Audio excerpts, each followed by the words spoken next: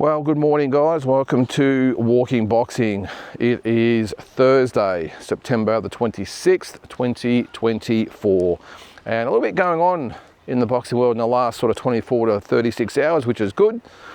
Always good to have different things to talk about, and probably the main thing I saw, or maybe not the main thing, but probably the main point, or one of the first points of this episode, the pay-per-view for Tszyu and Berlanga Murtazalyov has been announced. It will be $69.95 on main event, and this has caused absolute anarchy on the social media pages at the moment. You're probably thinking, well, why would that cause anarchy on the social media pages? We always pay about $70, sometimes $80 I think it is, for these types of fights featuring Tszyu. We get it.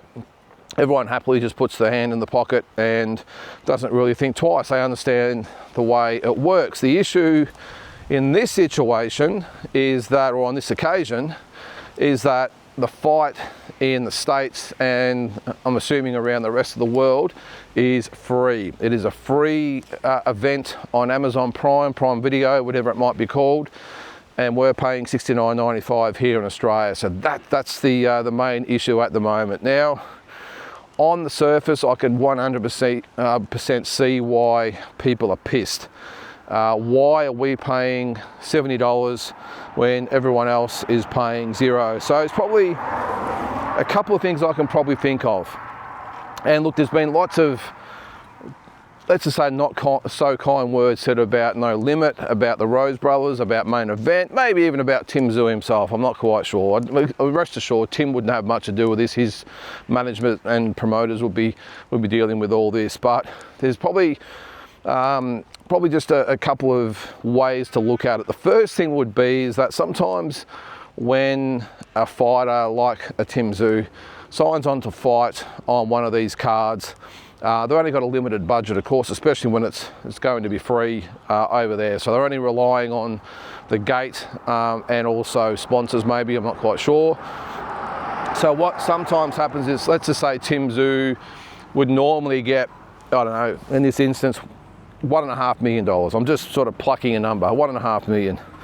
So what happens is the event can't afford to pay him his 1.5. They can't probably afford to pay Berlanga the same.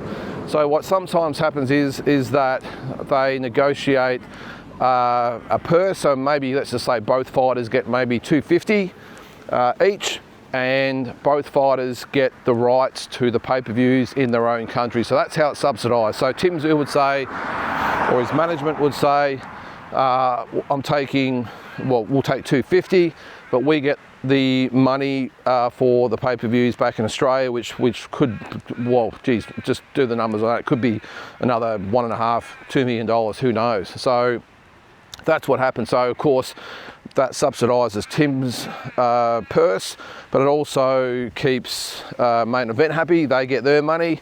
The Rose Brothers / No Limit get their money, and everyone's happy as Larry that they're all making money. So that's probably the first probably reason, I suppose, for it.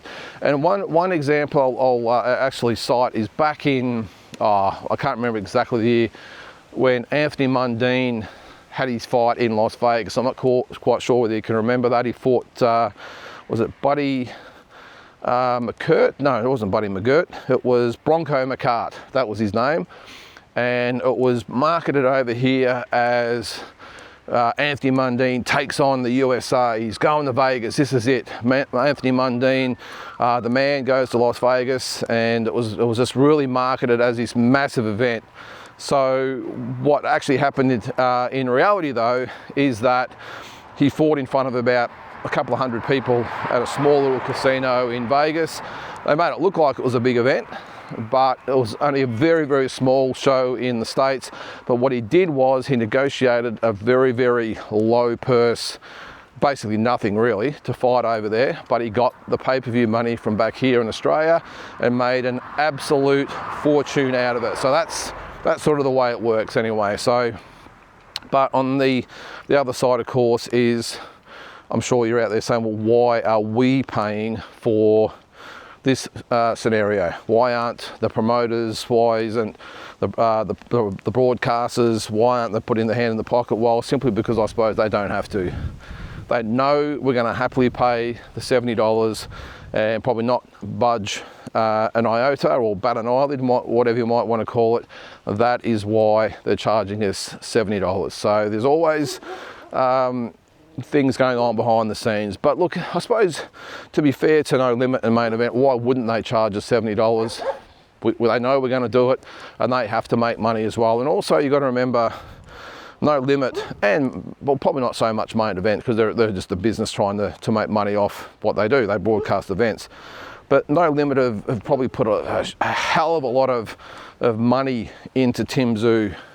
So I don't sort of get, well, I don't sort of begrudge them for maybe cashing in a little bit and trying to make a little bit of their money back. And Tszyu is only around for a certain amount of time, and all parties have to, you know, to wring out as much money as they can. And this is obviously a way to do it. So that's sort of the way I'm probably seeing it going, is that's what's happening. So the Tszyu has taken a lesser purse and will recoup it by the money he makes on the Aussie pay-per-view, which should be very, very significant, shouldn't it? So so that's probably that one, but I can understand people getting a little bit upset. The other one I did see, which really got me excited, I will say, is that Junto Nakatani and Inoue have both said they are willing to fight each other in 2025. Now, this is probably the best news I've heard for quite some time.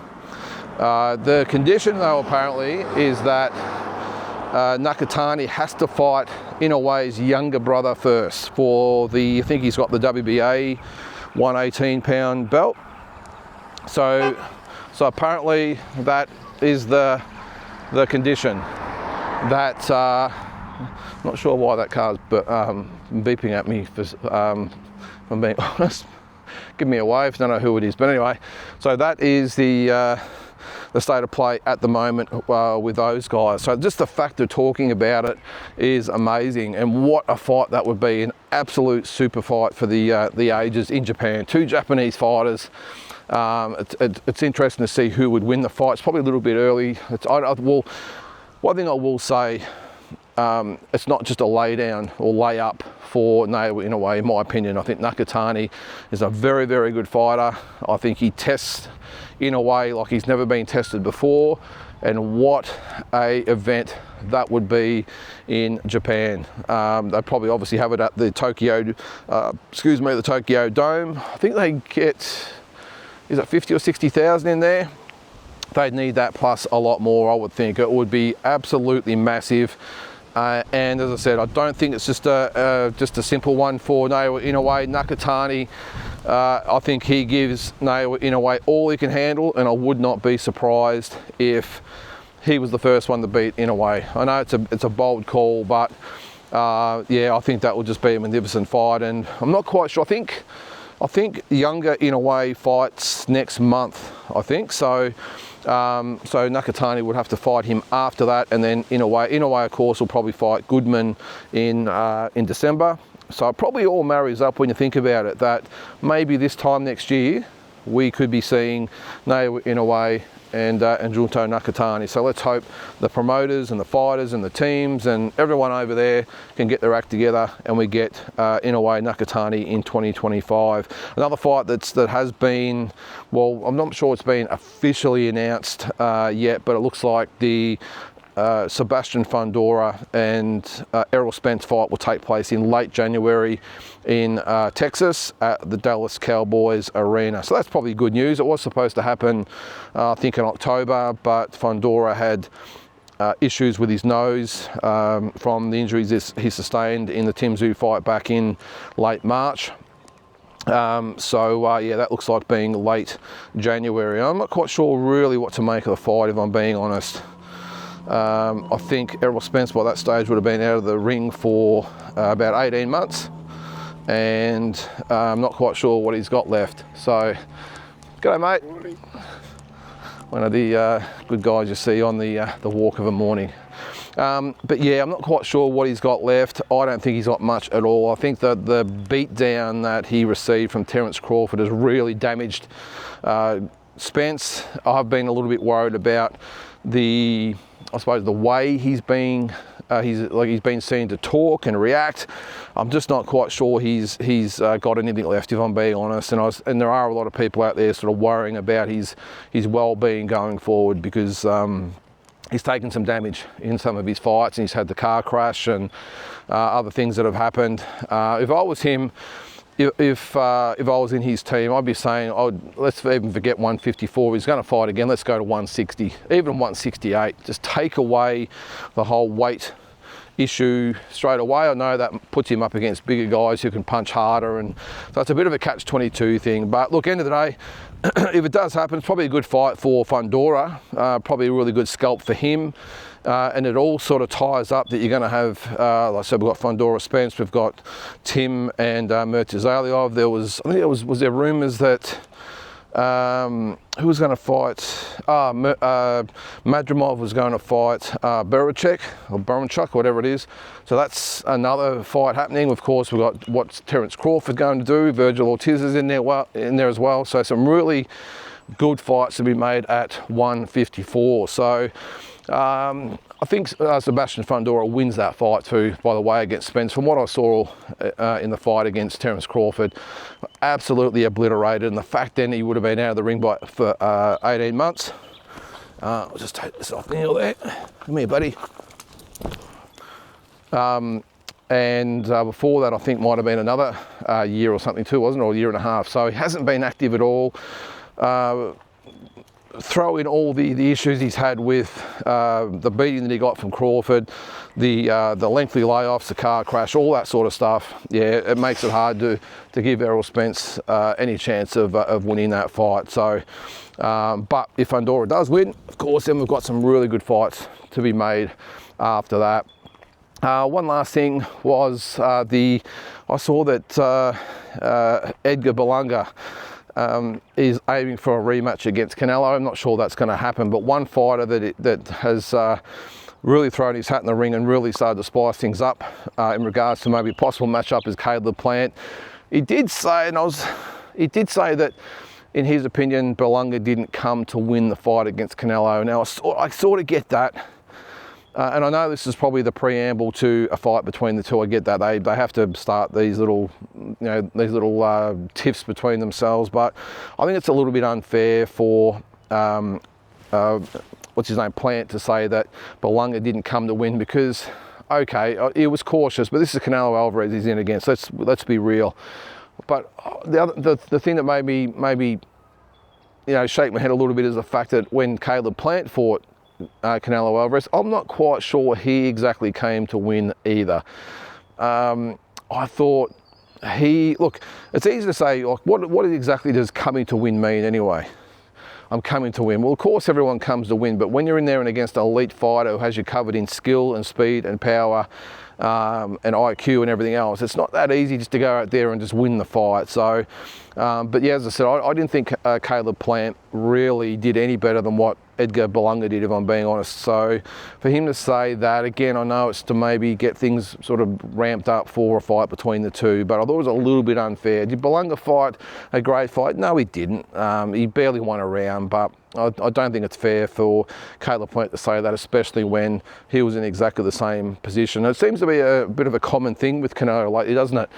We've got Berlanga, we've got Plant. I don't think Charlo came to win. I think Munguia had a crack. He's probably the only one I can think of that, in my opinion, really came and was prepared to actually go out on his shield. And he did get dropped like Berlanga did, I suppose, but I just thought Munguia really tried to come and win the fight, got nailed, but I think he should have been really proud of his performance. But he's the only one I can think of in probably since the Bivol fight that, in my opinion, really came to take the belts from Canelo Alvarez. But anyway, we'll see. What this does, of course, look at is that it looks like it'll be Berlanga and Plant at some stage. This is the first little proceedings to start getting Berlanga to retort, and of course it goes back and forth, and all of a sudden we've got everyone yelling for Berlanga versus Plant. But anyway, again, plenty of good fights to be made at super middleweight that don't necessarily involve Canelo Alvarez. So either way, it's just more great fights that we're going to get in boxing over the next sort of 12 to 18 months. So guys, I'm home at the moment. I did this a little bit late today, so I've just gotten home. So that is it for today. Hope you have a great Thursday, and we'll catch you tomorrow.